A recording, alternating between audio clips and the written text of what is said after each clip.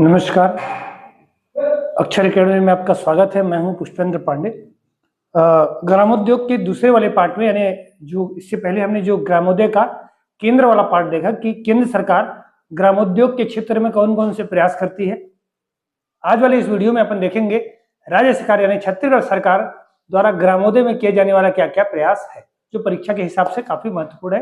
ये दोनों अलग अलग ध्यान रखिएगा, केंद्र सरकार के प्रयास और राज्य सरकार के प्रयास। तो आइए देखते हैं। पहला, छत्तीसगढ़ खादी एवं ग्रामोदय बोर्ड का गठन। छत्तीसगढ़ खादी ग्रामोदय बोर्ड जो है वो छत्तीसगढ़ में क्या करवाता है, वो ग्रामोद्योग का संचालन करवाता है। इसी के नेतृत्व सारा ग्रामोदय का कार्यक्रम संचालित किया जाता है। इसका गठन 20 जुलाई 2001 को किया गया था। इसका उद्देश्य होता है रोजगार सृजन, यानी ग्रामोदय के क्षेत्र में रोजगार को बढ़ाना, अर्थव्यवस्था का विकास माने इकोनॉमिक डेवलपमेंट का कार्यक्रम है, विकेंद्रीकृत अर्थव्यवस्था यानी ऐसी अर्थव्यवस्था का विकास करना जिसमें संसाधन और जो धन है उसका वितरण समान रूप से हो सके, यानी धन सब लोगों का समान रूप से वितरण, यानी गरीब वर्ग के पास भी धन पहुंच सके और अमीर वर्ग के पास धन का केंद्रीकरण ना होने पाए, यानी अमीर वर्गों के मध्य धन केंद्रीकृत ना हो जाए। फिर ग्रामीण आत्मनिर्भरता, यानी ऐसे आत्मनिर्भरता का विकास करना जिसमें ग्रामीण अर्थव्यवस्था का विकास हो सके और वो आत्मनिर्भर बन सके। शोषण रहित समाज, समाज जो समता मूलक जो समाज है, सामान्य समाज, सबको बराबरी का अधिकार वगैरह मिले की स्थापना करना इसका मूल उद्देश्य। कार्य क्या है? खादी और ग्रामोदय की स्थापना करना। खादी और ग्रामोदय विभिन्न स्टॉल वगैरह स्थापित करेगा, उनके कार्य निर्धारित करेगा, उनको अगर कोई उपकरण वगैरह चाहिए तो उपकरण वगैरह उपलब्ध कराएगा, ऋण वगैरह चाहिए तो ऋण वगैरह उपलब्ध कराएगा, जो संभव हो सकता है। तो खादी और ग्रामोदय की स्थापना करना, उनका उद्योगों का विकास करना, संवर्धन करना, आर्थिक सहायता उपलब्ध कराना, मशीन और उपकरण प्रदान करना, कच्चे माल की आपूर्ति करना और विपणन करना, यानी कच्चे माल को भी किसी व्यक्ति की आवश्यकता पड़ेगी वो भी इनको उपलब्ध कराए। तो पहला यही याद रखेगा कि छाती ग्रामोदय बोर्ड, जो ग्रामोदय बोर्ड है उसकी जुलाई 2001 में इसका गठन किया गया था, जो ग्रामोदय के क्षेत्र में क्या करता है, काम करता है। दूसरा है सबरी एम्पोरियम। छत्तीसगढ़ हस्तकला विकास बोर्ड द्वारा संचालित है। जो हस्तकला विकास बोर्ड स्थापित किया गया है उसके द्वारा संचालित किया गया है। कुल 18 सबरी एम्पोरियम में, एम्पोरियम का मतलब दुकानें हैं, जिसमें से 16 दुकानें छत्तीसगढ़ में ही है और 2 दुकानें छत्तीसगढ़ से बाहर अहमदाबाद और एक दिल्ली में है। 2 दुकानें हैं जो हस्तशिल्प और संग्रहण वगैरह का विपणन का काम करते हैं। मतलब ये बस्तर क्षेत्र में या विभिन्न क्षेत्रों में, सरगुजा वगैरह क्षेत्रों में ये संगठन कहाँ जाता है, उस संगठन क्षेत्रों में जाता है। जो हस्तशिल्प वहां पर बना होता है, वहां के जो लोकल लोग हस्तशिल्प का निर्माण करते हैं, वहां से उनका क्या करते हैं, खरीदी करते हैं सामान्य व्यापारी के रूप में, और उन हस्त जो कला है उनका विक्रय वो अलग अलग दुकानों में करते हैं। वो दुकानें इन्हीं की दुकानें, वो जो 18 दुकानें हैं वो सरकार की ही दुकानें, बिलासपुर में भी, रायपुर में भी, सब जगह की दुकानें उपलब्ध है। तो हस्तकला का संग्रहण करते हैं और विपणन यानी बेचने का भी काम करते हैं। ठीक।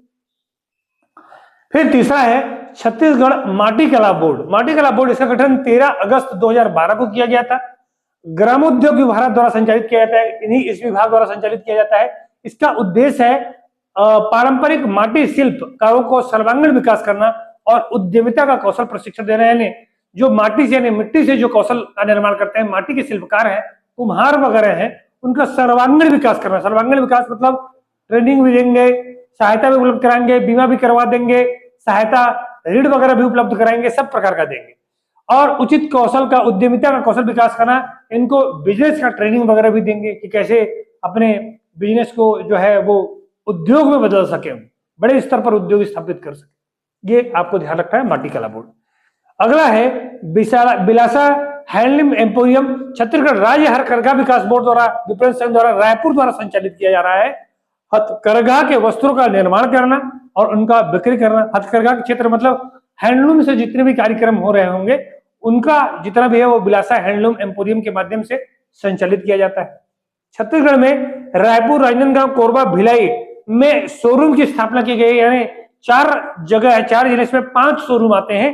रायपुर में 2 शोरूम है, राजनांदगांव में, कोरबा में, भिलाई में और जो है और भी जांजगीर चांपा वगैरह में भी शोरूम की स्थापना की गई।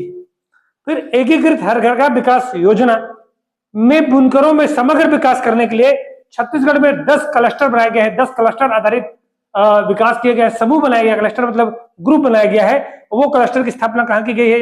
राजनांदगांव, जांजगीर चांपा, रायगढ़, रायपुर, जगदलपुर, महासमुंद और बिलासपुर में 10 किए गए हैं, यानी एक राज्य में दो से अधिक भी हो गए। तो जहां पर जैसे जांजगीर चांपा में 2 है, बिलासपुर में 2 है और रायगढ़ में भी 2 है।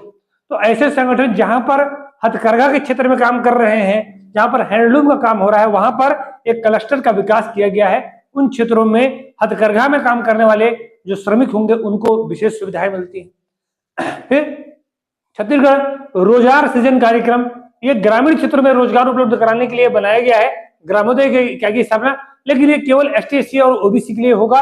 अगर कोई ST/SC OBC का है, ग्रामोद्योग करना चाहता है, तो निर्माण क्षेत्र में, यानी अगर उसका कोई मैन्युफैक्चरिंग सेक्टर का उद्योग लगाना चाहता है तो 3 लाख रुपए, और अगर सेवा क्षेत्र का काम करना चाहता है तो 1 लाख रुपए तक का क्या मिल सकता है, इनको लोन प्राप्त हो जाता है।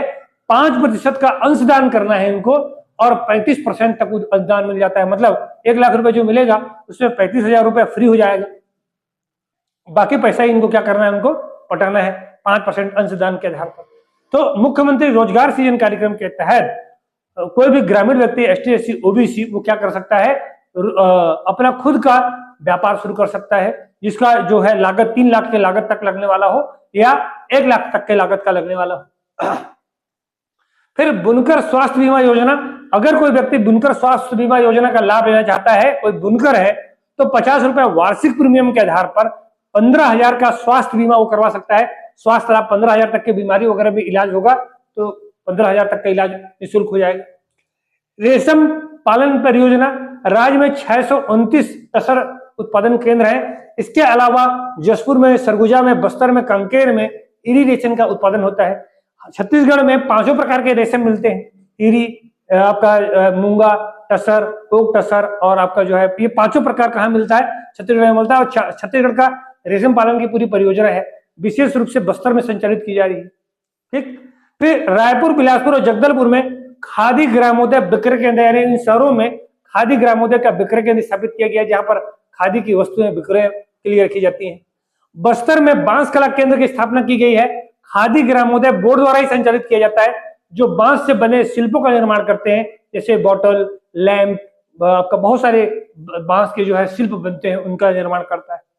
फिर नेशनल हैंडलूम एक्सपो और हथकरघा प्रदर्शनी, बीच बीच में छत्तीसगढ़ जो सरकार है वो व्यापार मेला के माध्यम से, स्वदेशी मेला के माध्यम से वो नेशनल स्तर का एक्सपो, यानी जो प्रगति मैदान आपका जो है दिल्ली में, और छत्तीसगढ़ में भी विभिन्न जगहों पर व्यापार मेला और स्वदेशी मेला का आयोजन करती है, वो प्रदर्शनी कर रही होती है।